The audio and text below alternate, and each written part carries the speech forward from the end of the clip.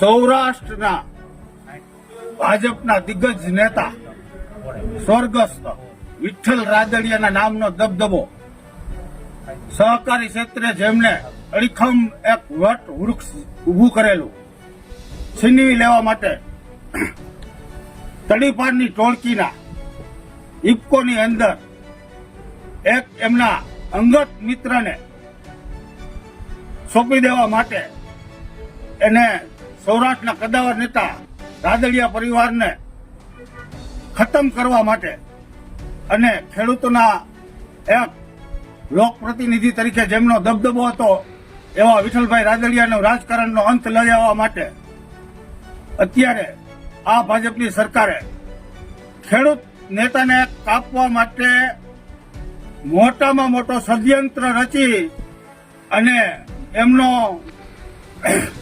એમનું સામ્રાજ્યનો અંત લઈ આવવા માટે તડીપારની ટોળકી આ સક્રિય થઈ છે.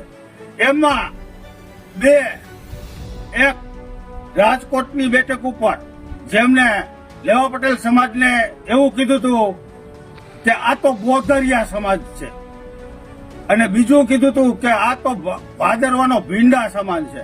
એટલે તડીપારની ટોળકીનો એક માણસ કેન્ડિડેટ તરીકે રાજકોટની સીટ ઉપર લેવા પટેલ સમાજના ઉમેદવાર સામે ઉભો છે અને બીજો દિલ્હીથી આયાતી ઉમેદવાર કરેલ મનસુખ માંડવિયા એને પણ એનું હોમ ગ્રાઉન્ડ ભાવનગરની સીટ છોડી અને ત્યાં હારી જાય એમ હતો એટલે એને પણ પોરબંદરની સીટ ઉપર ઉભો રાખવામાં આવેલ છે. ખેડૂતોના પ્રશ્ન માટે જ્યારે ડુંગળીની નિકાસ હતી ત્યારે 700 થી 800 રૂપિયા ભાવ હતો. 7 ડિસેમ્બર હજી અમે ભૂલી નથી ગયા ખેડૂતના દીકરા તરીકે, કારણ કે 7 ડિસેમ્બરની રાત્રે અમારા મતે કતલની રાત હતી.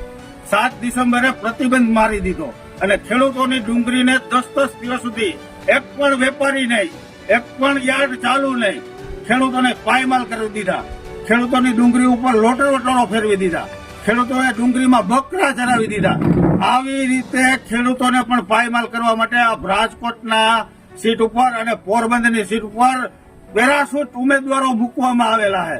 હવે જાગો ખેડૂતો, જાગો, નહીતર આપણી બરબાદી.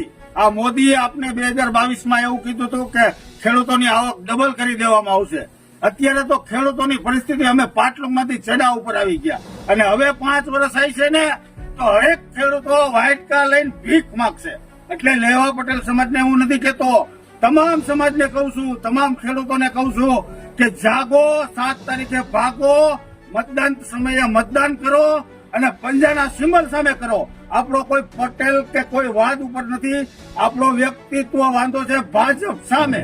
કારણ કે ભાજપે આપને ખોટા આવા આશ્વાસનો આપ્યા હતા 2022માં ડબલ ખેડૂતોની આવક કરી દેવું અને આપણે જે કિસાન નેતા તરીકે જેને સ્વીકારતા હતા એ કિસાન નેતાનું રાજકીય અસ્તિત્વ મટાવી દેવા માટે પેરાશૂટો લઈ આવી ઇફકોની અંદર જ્યાં દબદબો 10-15 વર્ષ ત્યાં ઇફકોની અંદર ડિરેક્ટર તરીકે રાદડિયા પરિવારનો દબદબો હતો એને ખતમ કરી દેવા માટે અને પાછા મીઠી વાણીથી જયેશભાઈને આશ્વાસન દેવા માટે સભાયું કરી જાય છે, દેખાવો કરવા માટે. બાકી ખેડૂતોને પાડી દેવાની લાઈનથી આ તડીપારની ટોળકી સક્રિય થઈ છે.